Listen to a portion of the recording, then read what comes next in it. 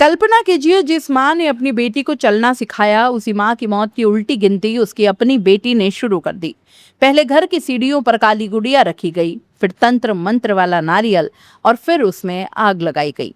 और कुछ ही दिनों बाद उसी घर में माँ की अर्थी निकली। क्या ये सिर्फ अंधविश्वास था, या फिर हत्या से पहले मौत का कोई डरावना अनुष्ठान?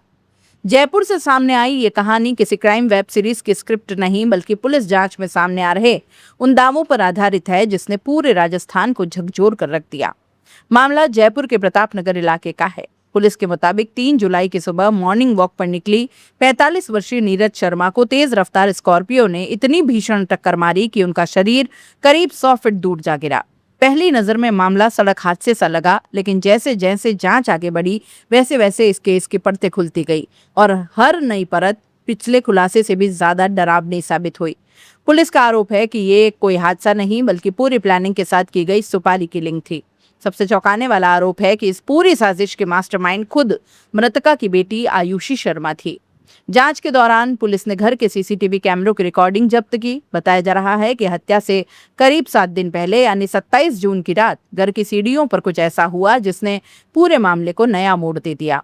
सीसीटीवी फुटेज में कथित तौर पर काली गुड़िया, तंत्र मंत्र वाला नारियल और आग लगाने जैसी गतिविधियां दिखाई दी। पुलिस इन फुटेजेस की जांच कर रही है और ये पता लगाने की कोशिश कर रही है कि उस रात वहां कौन कौन मौजूद था। इन गतिविधियों का इस कथित हत्या की साजिश से कोई संबंध था या नहीं, फिलहाल इन दावों की जांच जारी है और अंतिम निष्कर्ष आना बाकी है। जांच में एक और बड़ा खुलासा सामने आया। पुलिस का कहना है कि नीरज शर्मा की हत्या की साजिश सिर्फ एक दिन में नहीं बनी, इससे करीब 1 महीने पहले भी उन्हें मारने की कोशिश की गई थी।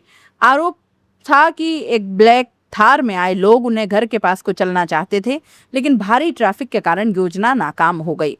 पहली कोशिश फेल हुई, लेकिन साजिश खत्म नहीं हुई। इसके बाद दूसरी योजना बनाई गई। इस बार वक्त चुना गया मॉर्निंग वॉक का, जगह ऐसी जहां हमला आसान हो, और हथियार बनी तेज रफ्तार स्कॉर्पियो। पुलिस का आरोप है कि इस पूरी वारदात को सड़क हादसे का रूप देने की कोशिश की गई, ताकि किसी को हत्या का शक ही न हो। जांच एजेंसियों के मुताबिक इस कथित सुपारी किलिंग के लिए 7 लाख रुपए देने की बात भी सामने आई है। पुलिस का कहना है कि मुख्य आरोपी बलराम उर्फ रवि ने भरतपुर निवासी हेमंत शर्मा को ये रकम देने का आरोप है। इसके बाद कथित तौर पर कई लोगों को इस साजिश में शामिल किया गया और हत्या को अंजाम दिया गया। हालांकि इस पूरे मामले में मुख्य आरोपी बलराम उर्फ रवि अभी फरार है और पुलिस उसकी तलाश में लगातार दबिश दे रही है। वारदात में इस्तेमाल की गई 2 मोटरसाइकिलें पुलिस जब्त कर चुकी हैं, जबकि पहली कथित नाकाम कोशिश में इस्तेमाल हुई ब्लैक थार की तलाश अभी भी जारी है।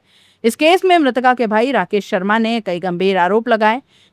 उन्होंने दावा किया कि आयुषी का व्यवहार पिता विजय वशिष्ठ की मौत के बाद पूरी तरह बदल गया। उनका आरोप है कि आयुषी पहले भी अपनी मां के साथ मारपीट कर चुकी थी। इतना ही नहीं, उन्होंने अपने जीजा विजय वशिष्ठ की मौत को लेकर भी सवाल उठाए हैं।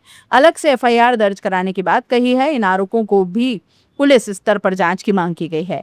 जांच का दायरा अब लगातार बढ़ता ही जा रहा है। पुलिस सिर्फ हत्या की साजिश नहीं, बल्कि संपत्ति विवाद, अनुकंपा नियुक्ति की संभावित मंशा, आर्थिक लेन देन, कथित तंत्र मंत्र, सीसीटीवी फुटेज और फरार आरोपियों के नेटवर्क सहित पूरे घटनाक्रम की हर कड़ी जोड़ने में जुटी है। अब तक इस मामले में पुलिस 7 लोगों को गिरफ्तार कर चुकी है। इसमें आयुषी शर्मा, मोहन स्वरूप, हेमंत शर्मा, आकाश शर्मा, मोहित शर्मा, अरविंद शर्मा और रोहित जाटव शामिल हैं, जबकि मुख्य आरोपी बलराम उर्फ रवि अभी भी पुलिस की गिरफ्त से बाहर है। सबसे बड़ा सवाल अब भी वही है, क्या सरकारी नौकरी और संपत्ति पाने की लालच ने एक बेटी को अपनी ही मां की जान लेने की साजिश तक पहुंचा दिया? क्या कथित तंत्र मंत्र सिर्फ अंधविश्वास था, या फिर साजिश का मनोवैज्ञानिक हिस्सा? इन सवालों के जवाब फिलहाल जांच और अदालत की प्रक्रिया से ही सामने आएंगे। पुलिस अपनी जांच कर रही है, आरोपियों के खिलाफ कानूनी कार्रवाई जारी है, जबकि अदालत में आरोप सिद्ध होना अभी बाकी है। लेकिन इस पूरे मामले ने एक बार फिर समाज के सामने एक कड़वा सवाल जरूर खड़ा कर दिया है। जब रिश्तों से भरोसा खत्म होने लगे, तब सबसे सुरक्षित समझा जाने वाला घर भी सबसे खतरनाक जगह बन सकता है। इस हाई प्रोफाइल हत्याकांड की कई कड़ियां अभी भी खुलनी बाकी हैं। मुख्य आरोपी की गिरफ्तारी और पुलिस की आगे की जांच के बाद ही तस्वीर पूरी तरह साफ हो पाएगी।